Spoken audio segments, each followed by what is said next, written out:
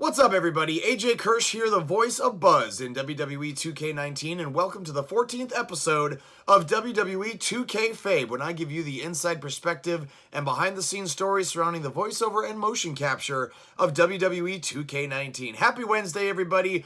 Thanks for tuning in right off the bat. I hope you hit that thumbs up button, subscribe, and turn on notifications so you know exactly when new episodes drop. Of course, episodes of WWE2Kfabe drop every Monday and Wednesday, and I have bonus content for you every single Friday. I'd appreciate a follow on social media, Facebook, Twitter, Instagram.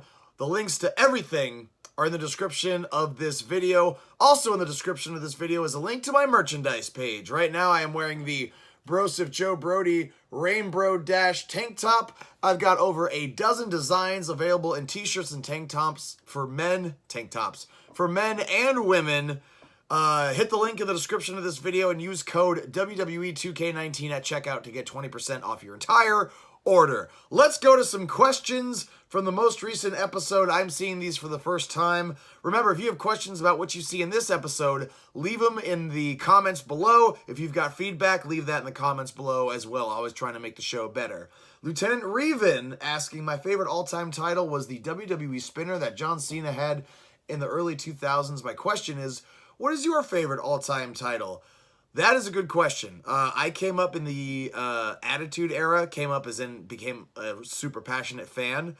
So the belt after the Winged Eagle belt, which I don't know if that one really has a name. Belt nerds, help me out if that one has a name. Pretty much the one that Stone Cold Steve Austin had after he beat Shawn Michaels, and then The Rock and Triple H, and, you know, that entire crop of superstars. I think that one's the Attitude Era belt, I guess is what you would call it. Let's see, the Wrecking Ball. Paulie Zadora says he grew up on the Winged Eagle, so that's his favorite. I mean, that has a ton of history and heritage behind it. The, you know, heyday of Hulk Hogan and the golden era of the late 80s, early 90s, so absolutely. Let's see, Copy Imitation says Buzz with some laughing emojis. That has to be the absolute worst name and gimmick they could have conceived. You did a good job, though. Well, thank you for that. I don't know. WWE has shat out some pretty garbage gimmicks over the years. TL Hopper's the first one that comes to mind, but I'm just like, what the hell were you thinking? Bastion Booger is another one. Gobbledygooker. I mean, I could go on and on. There's not enough time on YouTube to list all of the garbage gimmicks WWE has come up with. Buzz, I don't think it was that bad. They had to keep it somewhat generic so that, you know, as many people as possible could relate to the character. So considering that they just had to come up with a name and a gimmick that could work for just about anybody, any look, any size, because remember, this is your created character, so you have infinite options to choose from. So I think they did all right, but I appreciate the feedback. And Katie Schwoyer saying, I'm doing a poll on the multiverse inner demon. What would you choose? Polar bear, shark, king cobra, demon? That's a great question. I don't know. King Cobra sounds cool. I have no reason for picking the King Cobra. I just think it would be cool. Thanks for the questions. Thanks for the feedback. I appreciate it. Remember to leave them in the comments below, and I will address them to kick off the next episode of WWE2Kfabe, which will be coming on Monday. And, of course, we cannot kick off the show without showing some love to MK Ice and Fire, the gaming channel on YouTube. They've given me their permission to use footage of every single cutscene from WWE2K19 that they have already uploaded to their YouTube channel. So if you are at all interested in video games, check out MK Ice and Fire. Give them a subscription. You'll be glad you did. All right, let's dive into episode 14 of WWE 2Kfabe. All right, I hope you're ready for things to get weird, because this is where things start to get really weird as Buzz scores the pinfall on Kurt Hawkins, but then again, of course, who hasn't? Going back to some of the... No highlights, just another shot of Buzz. Yeah, I did the thing. Yeah, that's right, walking around the ring like I own the place. And what? Gonna go to this side. Oh, God, here we go. Somebody rubbing their belly. Did anybody else catch that? That was weird. Of insects buzzing all around us. But unlike you, they serve a purpose.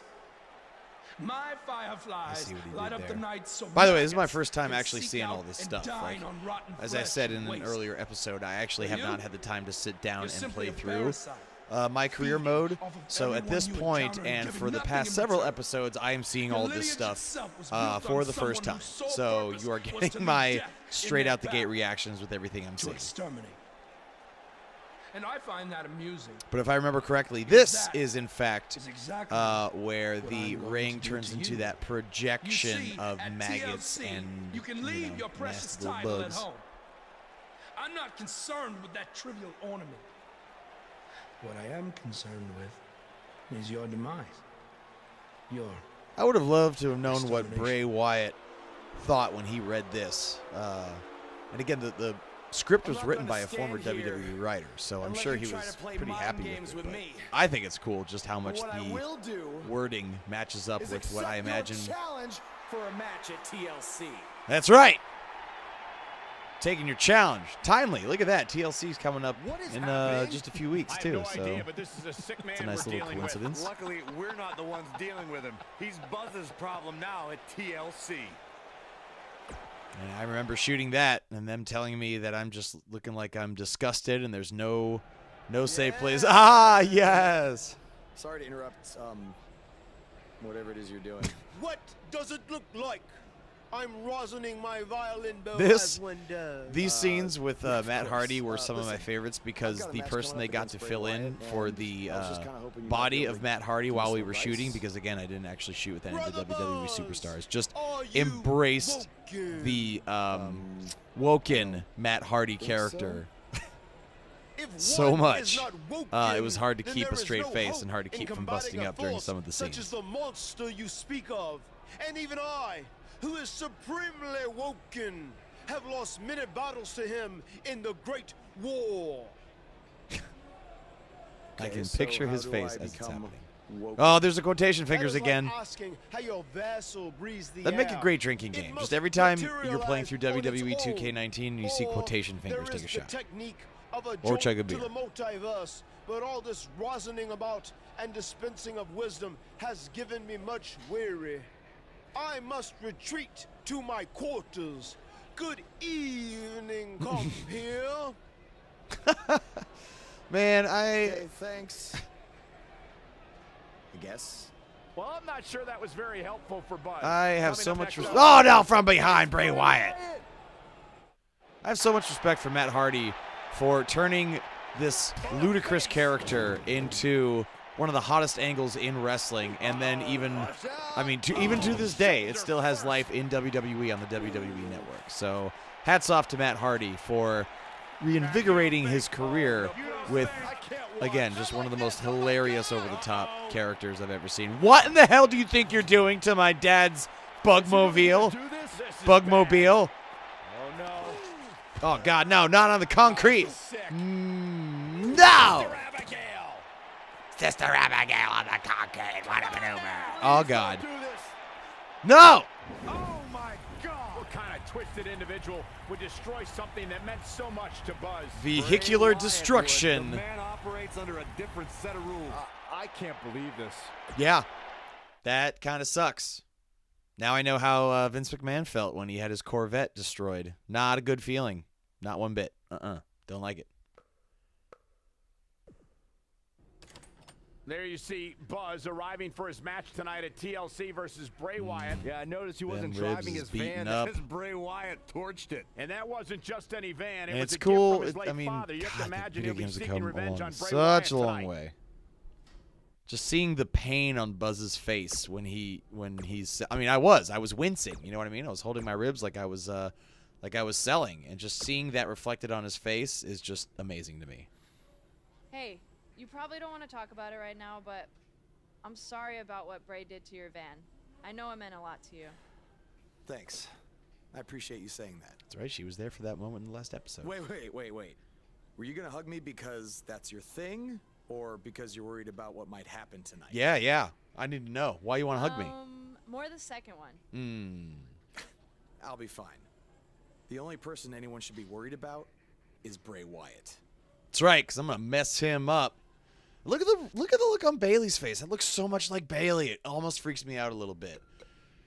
And, yeah, why you got to hug me because you're worried about me getting beat up? That's not cool. Why don't you just say, I believe you're going to get... Oh, look at me all upset. Angry. Wait a minute. What in the hell? How the hell did Bray Wyatt set this up?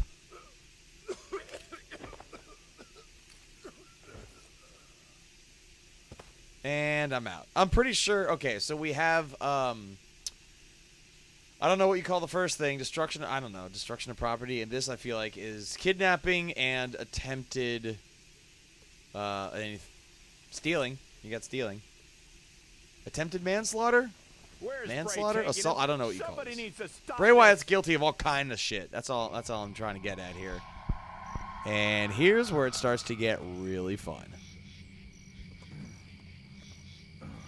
And a lot of these scenes used in the trailer for My Career and just creating such a stir in the WWE and video gaming community, just being like, what in the hell is happening here? What are you going to do?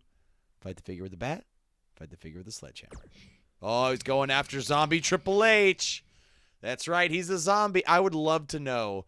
I don't know. I wish I did, but I would love to know how many hurdles 2K had to jump to be like, yeah, we want a zombie version of Triple H in the game. I would have loved to have been a fly on the wall when Triple H got a hold of that information. It was, I mean, maybe he didn't care. Maybe he was just like, whatever, fine. But, yeah, zombie Triple H. I would... Crazy, it was back. Look at that back, bro. Good Lord. And ducks the sledgehammer. Buzz with his fists up. What's he gonna do? Face to face.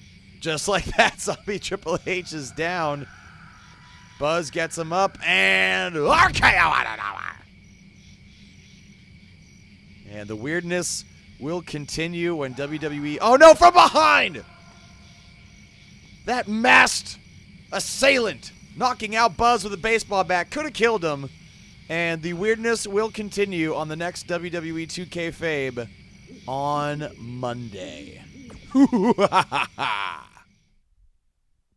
Well, that's going to do it for this episode of WWE2Kfabe. Remember, if you have questions about what you saw in this episode, leave them in the comments below. And if you've got feedback, leave that in the comments below as well. And if you haven't yet, hit the thumbs up button, subscribe, and turn on notifications so you know exactly when new episodes drop. The weekend is not far away, and it's a pretty big one for yours truly. I will be hosting and ring announcing not one, but 2 Impact Wrestling shows. Impact Wrestling is coming back to the West Coast this weekend, courtesy of Big Time Wrestling. You can catch them in Newark, California on Friday, November the 30th, and Salinas, California on Saturday, December the 1st. Tickets for both shows are available at btwrestling.com. That link is also in the description of this video. So come on out, check them out. Impact Wrestling on the West Coast. It doesn't happen often, and it's always a blast when they come to town, and I have the honor of being your host and ring announcer for both shows. Thanks for tuning in, everybody. I will see you Friday for bonus content. WWE2Kfabe will be back on Monday. Until then, I'm AJ Kirsch. Take care, y'all.